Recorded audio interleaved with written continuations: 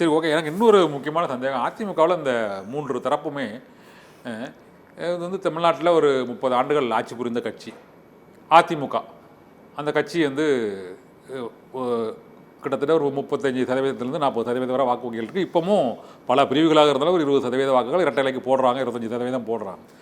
இது வாக்கு சதவீதமே இல்லாத இதுவரை 4 சட்டமன்ற உறுப்பினர்கள் அதிமுகவோட கூட்டணி வைத்து பாரதிய ஜனதா கட்சி அந்த இடத்த பிடிச்சிருக்காங்க. இப்போ அவங்க வந்து இப்போ பாரதிய ஜனதா கட்சி வந்து அதிமுகவினுடைய அந்த அஜெண்டாவை செட் பண்ணுறது, நீங்கள் இவங்க கூட தான் கூட்டணி வைக்கணும், இவங்க கூட கூட்டணி வைக்கக்கூடாது, இவங்கள தான் சந்திக்கணும், இவங்கள தான் சந்திக்கக்கூடாது என்று அவர்கள் தவிர்த்து விட்டு அவர்கள் செல்லக்கூடிய நிலையில் 3 பேருமே பிஜேபி தான் சரண்டர் ஆகியிருக்கிறீங்க. என்ன தான் காரணம்? டிடிவியாக இருக்கட்டும், எடப்பாடி பழனிசாமியாக இருக்கட்டும், ஓ பன்னீர்செல்வமாகட்டும். நாங்கள் சரண்டர் ஆகலையா?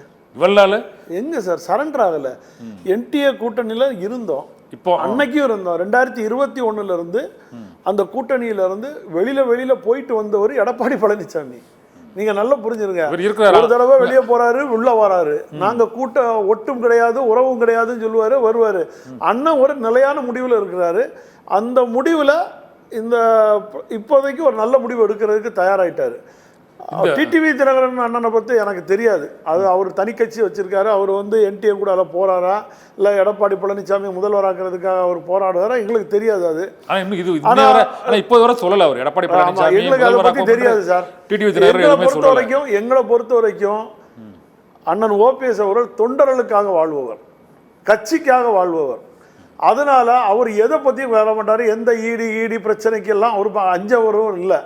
எத்தனை பிரச்சனை வந்தாலும் அதை சந்திக்கக்கூடிய நபர் தான். தொண்டர்களுடைய குரல் என்ன, தொண்டர்களுடைய எண்ணம் என்ன, அதை அறிஞ்சு அவர் வெளியில வர்றதுக்கு 100% தொண்டர்களுக்காக உழைப்பவர். அவர் அதுக்காக அவர் சொல்லிட்டாரு, இவர்கிட்ட ஈடி இருக்க, இவரை பயப்படணுமே, இல்லை இவர் சொல்லிட்டாரு, முக்கியஸ்தர்களா பேசிட்டாங்க. யாரா இருந்தாலும் தொண்டனுக்காக வாழக்கூடிய ஒரே தலைவர் அண்ணன் ஓபிஎஸ் அவர்கள். அவர் எப்படி புரட்சி தலைவர் தொண்டர்களுக்காக இருந்தாரோ, புரட்சி தலைவி அம்மா எப்படி தொண்டர்களுக்காக வாழ்ந்தாரோ, அதுபோல அண்ணன் ஓபிஎஸ் அவர்கள் தொண்டர்களுக்காக வாழ்வார். தொண்டர்களுடைய எண்ணத்துல இந்த பாஜக கூட்டணி வேண்டாம், இந்த என்டிஏ கூட்டணி வேண்டாம் என்கிறது அனைத்து தொண்டர்கள் மனசுலையும் இருக்கு. இதை ஏற்றுக்கொண்டு அவர் வெளியில அந்த விலகக்கூடிய அந்த அறிவிப்பு முக்கியமான நீங்க கூறக்கூடிய அந்த அறிவிப்புங்கிறது நாளை வெளியாகுமா, அல்லது அந்த மாநாடு மதுரை மாநாடு அறிவிச்சிருக்காங்களா, அதுதான் அது வெளியாகுமா?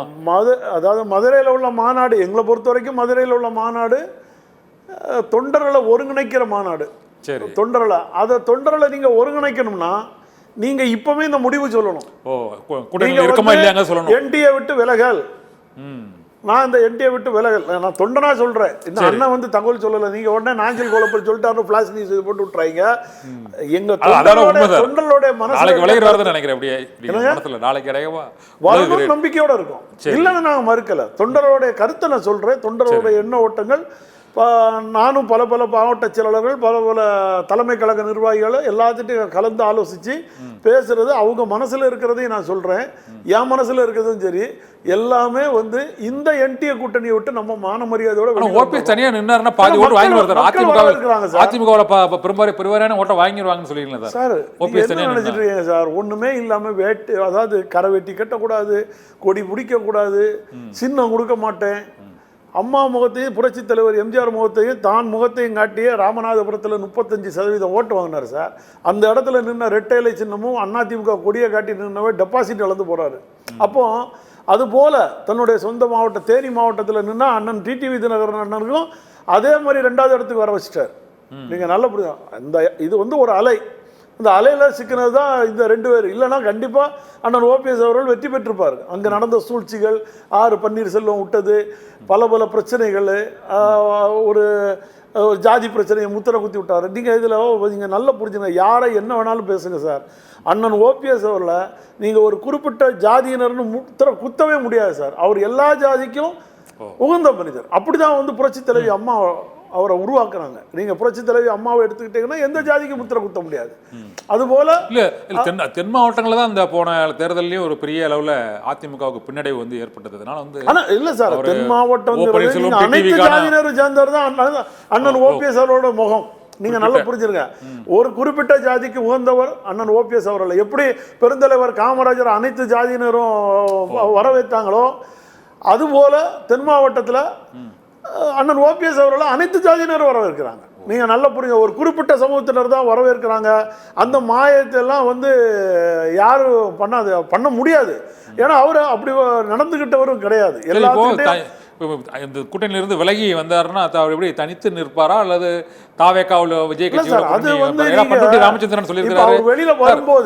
வெளியில வரும்போது அதிமுக தொண்டர்கள் எல்லாம் ஒருங்கிணையும் போது அவர் செப்டம்பர் 4க்குள்ள ஒரு முடிவு எடுப்பார். எந்த கூட்டணி வைக்கலாம், எப்படி கூட்டணி அமைக்கலாம், என்ன செய்யலாங்கிற வியூகத்தெல்லாம் அமைச்சு அன்னைக்கு அவர் வந்து செப்டம்பர் 4 அவர் விடுவார்.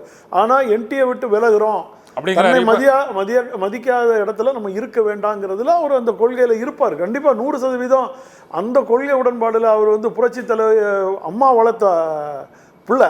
இன்னொன்னு நீங்க நல்லா புரிஞ்சுருங்க, அம்மாவுக்கு ஒரு அண்ணனாவது கொஞ்சம் டைம் கொடுத்துருக்காருங்களா. இதே அம்மா நான் மோடி இங்க இருந்து லெட்டர் கொடுத்துக்கிட்டு அந்த லெட்டர் வெளியில பப்ளிசிட்டி ஆச்சுன்னு வைங்களா, அன்னைக்கு துரத்துக்கு அரைஞ்சிருப்பாங்க. நான் மோடியை பார்க்கலன்னு தூக்க போட்டு போயிருப்பாங்க. சப்போஸ் இந்த லெட்ரு புரட்சி தலைவி அம்மா எழுதி கொடுக்குறாங்க, எதிர்கட்சி பீரியட்ல இருந்து ஒரு லெட்ரு போய் இந்த லெட்ரு அவுட் ஆகி வெளியில வந்து மாதிரி இருந்தாலே திரும்பி மோடியே நான் பார்க்குறேன்னு சொன்னா கூட வேண்டான்னு சொல்லி துரத்தி போட்டு போயிருப்பாங்க. அப்படிப்பட்டவங்க தான் புரட்சி தலைவி அம்மா.